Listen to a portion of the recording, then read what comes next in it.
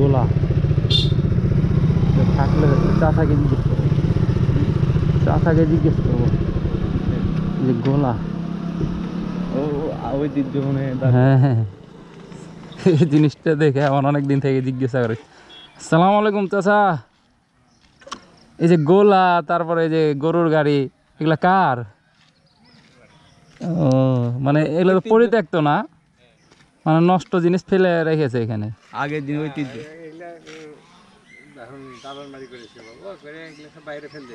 ওই তো পরিত্যক্ত জিনিস বাইরে ফেলে দিয়েছে। আগে এগুলা কত কাজের জিনিস ছিল। এগুলা কাজের জিনিস মানে কি, এই গরু গাড়ি ছাড়া আমরা চলতে পারি না, আর সেই গরু গাড়ি নেই।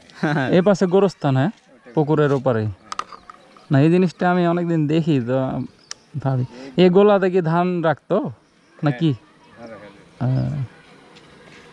তো এটা আর গরুর গাড়ি তো আগে প্রধান গাড়ি ছিল। হ্যাঁ,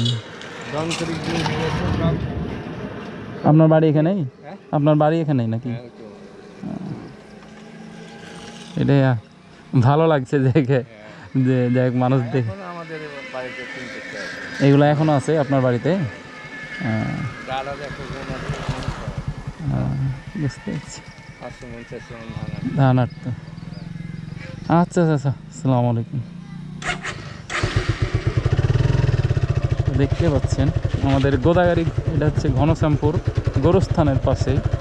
জিনিসটা দেখতে ভালোই লাগে, পুকুরের পাশেই এরা পরিত্যক্ত হিসাবে ফেলে রেখেছে। মানে এটা একটা স্মৃতি হিসাবেও বলা চলে আর কি। মানে ওনারা নষ্ট করেনি, চাইলে তো ওনারা পুরাই ফেলতে পারতো, পুরাইনি, এটা রেখেছে।